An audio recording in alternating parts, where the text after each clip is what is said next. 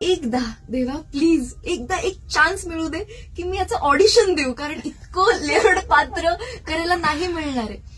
केली कास्टिंगसाठी छोटी इंदू जेव्हा फर्स्ट सुरू झालं होतं हा प्रोजेक्ट, तेव्हा मी आणि ती सोबत बसलो होतो आणि विनोद सरांची जस्ट माझ्यावरती अशी नजर गेली होती की ओके, आणि मला फक्त म्हणलं होते ओके.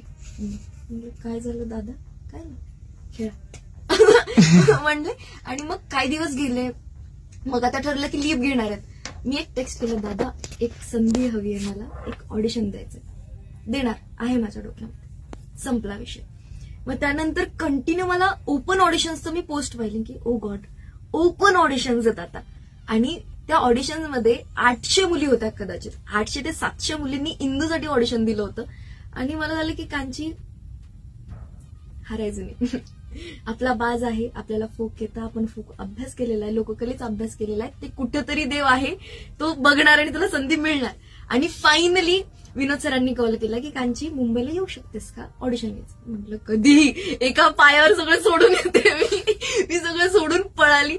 आणि मग केल्यानंतर मला एक स्क्रिप्ट नाही ऍक्च्युली एक सिच्युएशन दिली की हे आहे, एक व्हिडिओ पाठव. मी तो व्हिडिओ पाठवला. बरं मी पुण्याला येतोय या तारखेला, समोरासमोर भेट. म्हटलं ओके. गेल्यानंतर अवघ्या अर्ध्या तासात मी 3 इम्प्रोव्हायझेशन केले. आणि दादा तुला कसं कळलं मला काय म्हणायचंय नेमकं, इतक्या पटकन तुला कसं कळलं. म्हटलं दादा 1 वर्षभर झालं तुला ओळखते मी, थोडस मला अंदाज आलाय की तुला काय अपेक्षित आहे. तर मग ते दिलं आणि मग पुन्हा धडधड धडधड धडधड धडधड मनात दादा गेला निघून. आणि त्याने 0 एक्सप्रेशन, काही एक्सप्रेशन दिले नव्हते की चांगलं झालं वाईट झालं, काहीच नाही, फक्त एक सस्पेन्स असा क्रिएट केला होता. तो गेला. मग त्याच्यानंतर पुन्हा एकदा एक ऑडिशनची पोस्ट मी पाहिली की अजूनही त्यांचा शो चालूच आहे इंद्रायणीचा.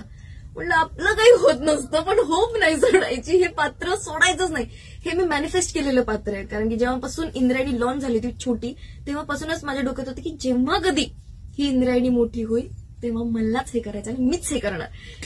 ठरवलं होतं आणि खरंच मॅनिफेस्ट केलेलं आहे मी.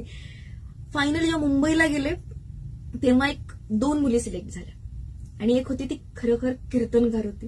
म्हटलं डॅम, ही कीर्तनकार आहे आणि मला कीर्तनाचा बाज नाहीये, माझा दुसऱ्या आर्ट फॉर्मचा बाज आहे. तर म्हटलं काय करावं. मी म्हटलं तरी सुद्धा मला माहिती ही सिलेक्ट होणार आहे, पण आपण हिंमत नाही सोडायची, गणपती बाप्पा मोरया देऊन टाकायचं. आणि फायनली मग मी गायले, सोडून दिलं, माझ्याकडे जितकं होतं तितकं भरभरून ओतून सगळा परफॉर्म केला. आणि मग मला कॉल आला की ये झालंय तुझं.